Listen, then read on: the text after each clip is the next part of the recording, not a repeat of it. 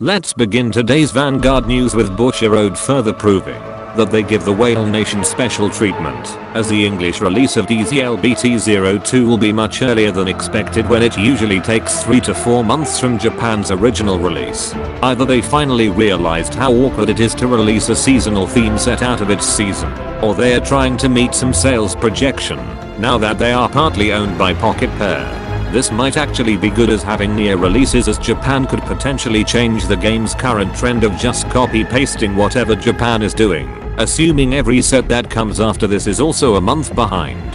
To help players to sharpen their pointy pencils this holiday, here are the next wave of accessories to protect your cards from all your pencil shavings and cold snow in those lonely nights. After a week of the anime getting a break despite already having seasonal breaks, Krysrain and Lianorn get their time to shine in a month full of Tauken Ranbu. The off-brand love and Deep Space fans had their fun, but it's time for the real customers of the game to play. Emphatic Lime Armel when placed on rear guard lets you soul charge one card, then give one of your units 5k power if you have a grade 3 or higher Krysrain Vanguard, and you can pay 1 counter blast to draw a card, and this unit gets 5k power.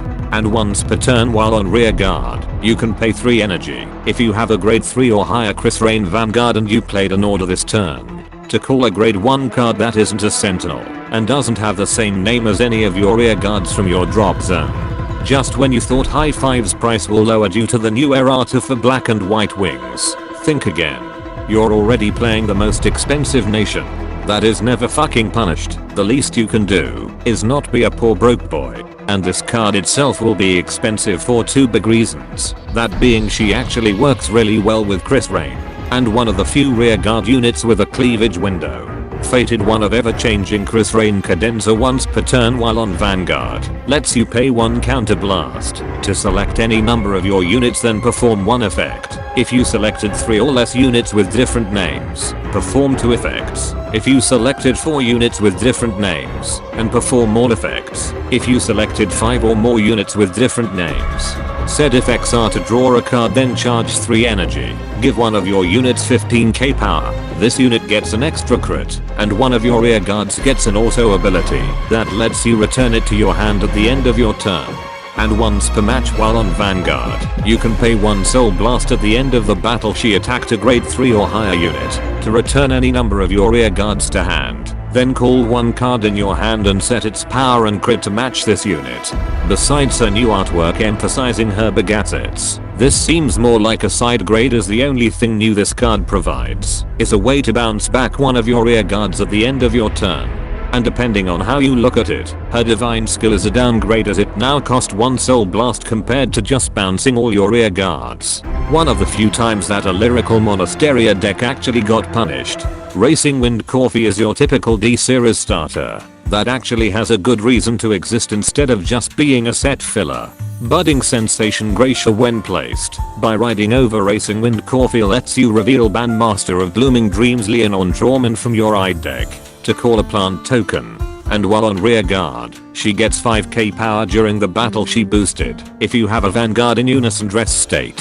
First off, it's kind of funny how the devs went out of their way to copy Rorowa's ride line, since that was what most Lianorn decks were using.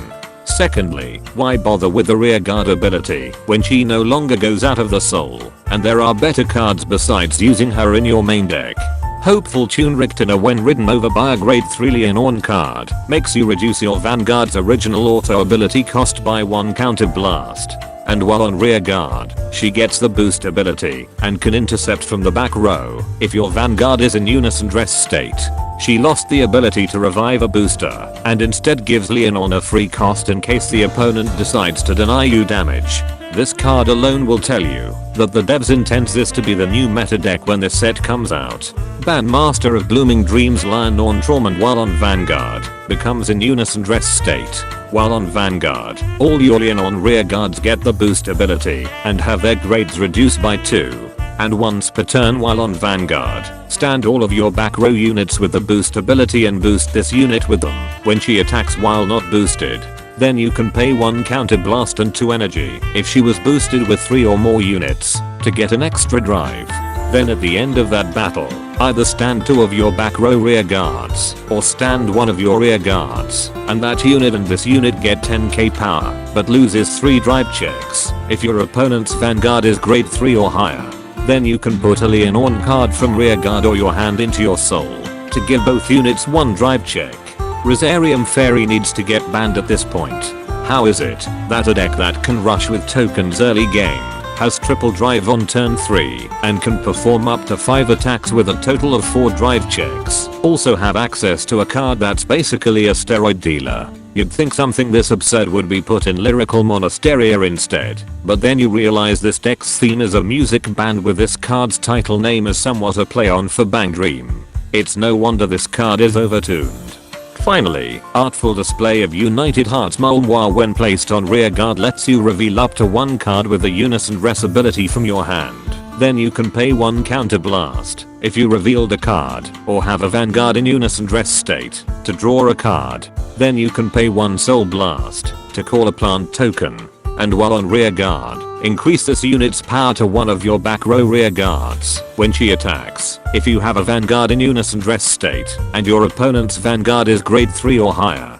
Speak of the devil, this is basically a grade 2 waifu version of Rosarium Fairy with the added bonus of drawing a card. Forget banning Rosarium Fairy, might as well errata both cards. To having the power increase last for 1 battle less we have a meta where Dex pushes for 100k power as the norm.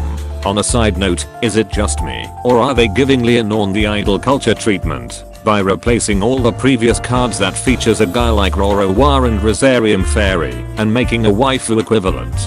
Grace is in danger of losing his slot. And that concludes this Vanguard news without the bullshit.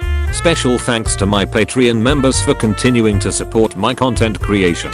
Be sure to subscribe and let me know in the comments if music bands are basically just idols at this point, but without the dancing.